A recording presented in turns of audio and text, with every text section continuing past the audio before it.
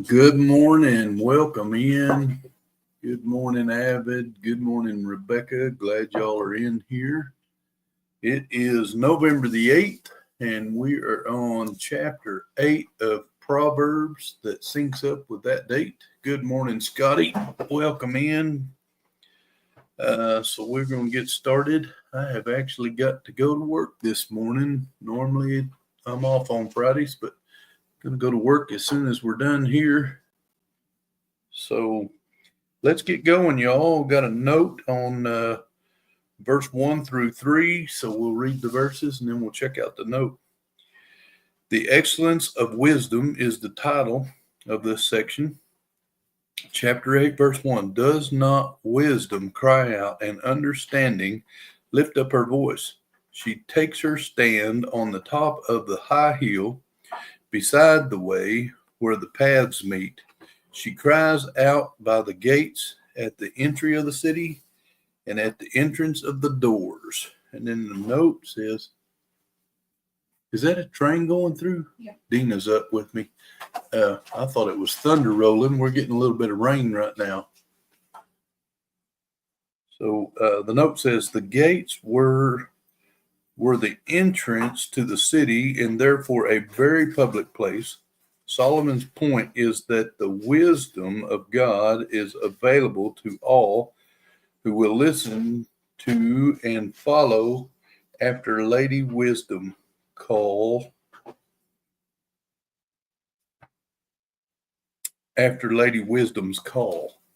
Said that wrong. Excuse me. All right, verse 4. To you, O man, I call, and my voice is to the sons of men. Hey, Joey, welcome in. Good morning. Verse 5. O you simple ones, understand prudence, and you fools, be of an understanding heart. Listen, for I will speak of excellent things, and for the opening of my lips will come right things. For my mouth will speak truth. Wickedness is an abomination to my lips. All the words of my mouth are with righteousness. Nothing crooked or perverse is in them. They are all plain to him who understands, and right to those who find knowledge. Receive my instruction, and not silver, and knowledge rather than choice gold. But we need to grease some things around here. They're squeaky. Verse 11, for wisdom is better than rubies, and all the things one may desire cannot be compared with her. Verse 12 through verse 21 has a note. We'll read the verses and then we'll check out the note. So verse 12, I, wisdom, dwell with prudence and find out knowledge and discretion. The fear of the Lord is to hate evil, pride and arrogance, and the evil way, and the perverse mouth I hate. Counsel is mine, and sound wisdom. I am understanding. I have strength. By me kings reign, and rulers decree justice. By me princes rule, and sorry guys, Dina's actually making my lunch so I can go to work. So apologize for the background noise. Sorry about that. By me princes rule and nobles, all the judges of the earth. I love those who love me, and those who seek me diligently will find me. Riches and honor are with me, enduring riches and righteousness. My fruit is better than gold, yes, than fine gold, and my revenue than choice silver. I traverse the way of righteousness in the midst of the paths of justice, that I may cause those who love me to inherit wealth, that I may fill their treasuries. All right, now let's look at that note. The poetic tribute communicates the wisdom and all its benefits, the ability to reign or lead, plus riches, honor, and righteousness, are tied to the fear of the Lord. Solomon's experience of the rewards of wisdom was unparalleled in human history. Wisdom is linked to the eternal God. He established it even before his works of old or creation and brought it forth for use in the creation process. These verses from the background of John's portrait of Christ as the eternal Word, John 1 through 3. Hey, our treasured home, welcome in. We're glad you're in here. Good morning. We are on verse 22, and verse 22 through verse 31 has a note. I really think I just read that note too. I did. I read the note that goes with verse 22 through 31 as well. So verse 22, the Lord possessed me at the beginning of his way, before his works of old have been established from everlasting, from the beginning, before there was ever an earth. When there were no depths, I was brought forth. Where there were no foundations, abounding with water. When there were no fountains abounding with water, before the mountains were settled, before the hills, I was brought forth.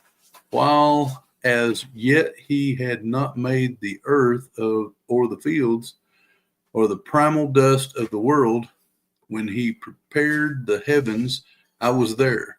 When he drew a circle on the face of the deep, when he established the clouds above, when he strengthened the fountains of the deep, when he assigned to the sea its limits, so that the waters would not transgress his command, when he marked out the foundations of the earth, then I was beside him as a master craftsman, and I was daily his delight, rejoicing always before him, rejoicing in his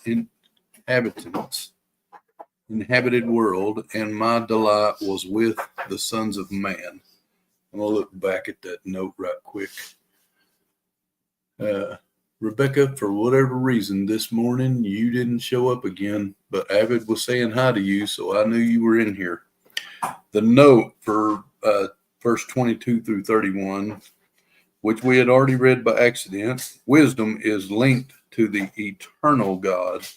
He established it even before his works of old or creation, and brought it forth for use in the creation process. These verses from the background of John's portrait of Christ was as the eternal Word, and that's John 1 through 3. All right, sorry about the disorder there. Verse 32, now therefore listen to me, my children, for blessed are those who keep my ways, hear instruction, and be wise, and do not disdain it. Blessed is the man who listens to me, watching daily at my gates, waiting at the post of my doors. For whoever finds me finds life and obtains favor from the Lord. But he who sins against me wrongs his own soul. All those who hate me love death. Ooh, that's strong. Lots of squeaking going on, y'all. I'm sorry. We're going to jump over. That wraps up chapter 8. Let's jump over to Ephesians chapter 6. We're going to start in verse 10, and we'll go through verse 20. Put on our armor that God has provided us. It says, finally, my brethren, be strong in the Lord and in the power of his might. Put on the whole armor of God, that you may be able to stand against the wiles of the devil. For we do not wrestle against flesh and blood, but against principalities, against powers, against the rulers of the darkness of this age, against spiritual hosts of wickedness in the heavenly places. Therefore, take up the whole armor of God, that you may be able to withstand in the evil day, and having done all to stand, stand therefore, having girded your waist with truth, having put on a breastplate of righteousness, and having shod your feet with preparation of the gospel of peace. Above all, taking the shield of faith, with which you will be able to quench all the fiery darts of the wicked one. Take the helmet of salvation and the sword of the Spirit, which is the word of God, praying always with all prayer and supplication in the Spirit, being watchful to this end with all perseverance and supplication for all the saints, and for me, that utterance may be given to me, that I may open my mouth boldly to make known the mystery of the gospel, for which I am an ambassador in chains, that in it I may speak boldly as I ought to speak. And now we are prepared once again to face our day. Looks like we've got a day full of rain, and I think it's going to be a nice day. Going to go do some truck driving. Y'all see some of our Christmas lights right outside the window there. We are all ready to go and face our day. Thank you guys for joining me. Don't worry about it. Disorder is how my last couple days have been. Andy, welcome in, by the way. It's the first time I see you in here, but glad you're in here. We got 11 in the 11 watching. I don't see that many in the chat, so some of them are just hanging out with us, but that's fine. Yeah, disorder seems to be part of my day anyhow. But you guys, I want to challenge you guys to go be a blessing for someone else today.